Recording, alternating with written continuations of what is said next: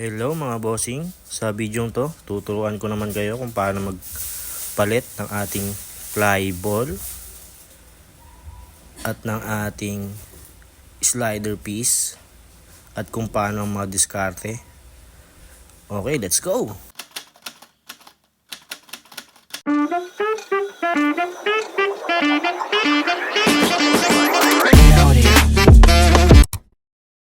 Una pala natin gagawin dyan mga bossing, tatanggalin muna natin yung cover na yan. May 10 tornilyo yan na ang size ay size 8. Syempre, gagamitan natin ngayon ng impact wrench na may sakit na size 8. Tanggalin muna natin, luwagan muna natin.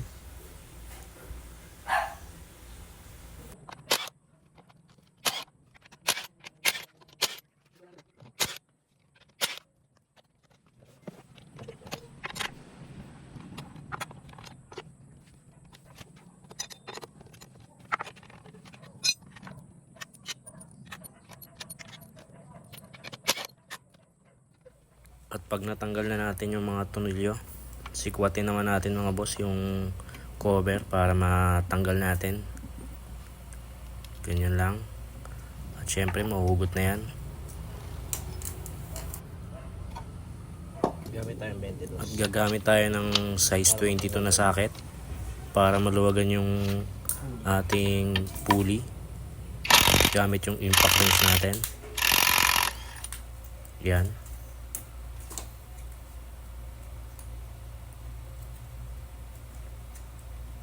At next naman nating luluwagan dyan yung torque drive natin. Gagamit tayo ng socket na size 19 para maluwagan yung torque drive, para matanggal natin yung tornilyo. Pag natanggal, huwag natin kalimutan yung washer.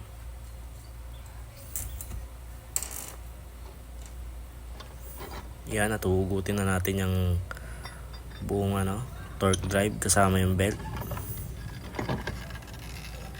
Ganyan lang mga boss. Tapos yun na yung pulley, tatanggalin na natin yan. Okay. At yan nga pala mga boss, JBT brand yung ipapalit kong fly ball sa aking Honda Click. Gagamit ako ng straight 15 grams. Yan yung timbang na pinili ko para may angkas kasi ako palagi, kaya kailangan ng mabigat na fly ball para malakas yung arangkada.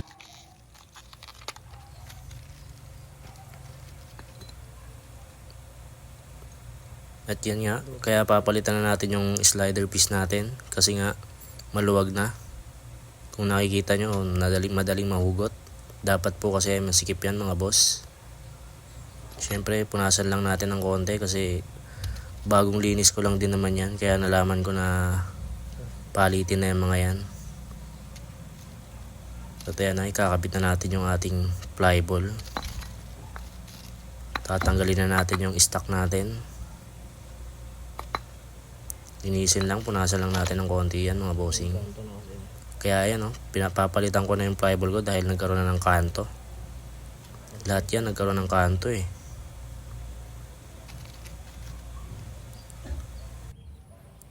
Yan nga, konting punas-punas lang mga boss para matanggal yung mga alikabok na nandyan sa loob ng ating pulley.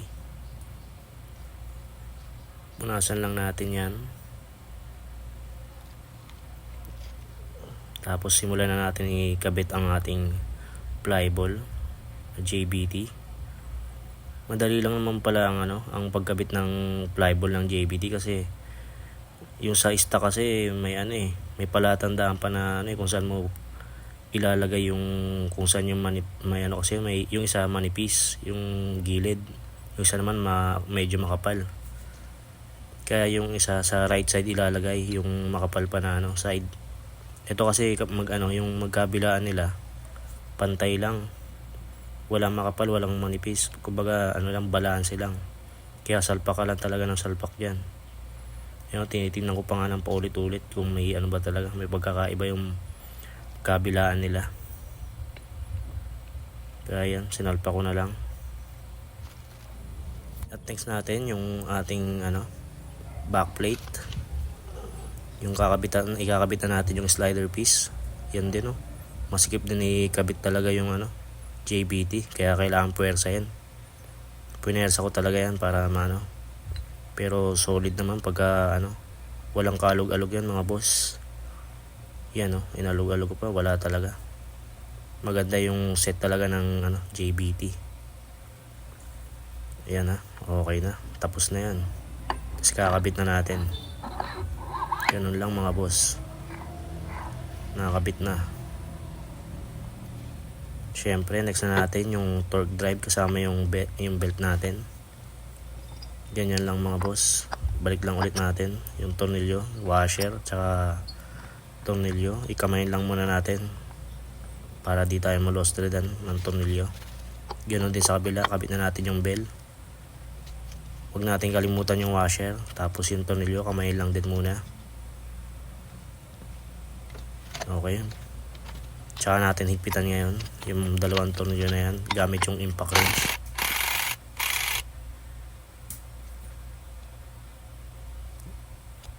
Ganyan lang, saktong higpit lang mga bossing. Diba? Subukan natin paanda rin kung may kakalas o luluwag. Yan okay naman. Siyempre tinesting ko na ng isilinyador. Yan, okay naman. Gumagana lahat. At pag okay na, balik na natin yung ating cover ng ating panggilid. Yan. Pull lang natin ng konti para lumapat. At ibalik na natin yung mga tornilyong tinanggal natin kanina. Di ko na gagamitan ng ng impact wrench.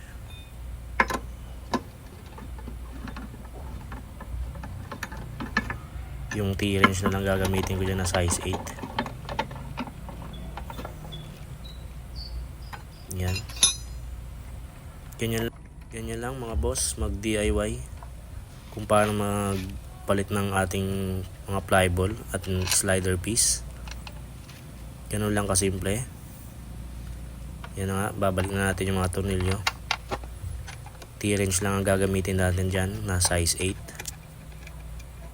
Pagka naigpitan na natin lahat yan, okay na yan mga boss. Yan nga, unti-unti na natin tamang higpit lang pala dyan mga boss, para hindi tayo maputulan ng tornilyo. Saktong puwersa lang ang kailangan natin dyan, kasi maliit lang naman na tornilyo yan. Sana po mga boss nagustuhan nyo yung ating ginawang video kung paano magpalit ng flyball. Huwag nyo pong kalimutang i-like, i-share at mag-subscribe na rin po kayo sa aking channel para updated po kayo palagi sa aking mga gagawing video tungkol sa paano mag-DIY ng ating mga motor. Maraming salamat po.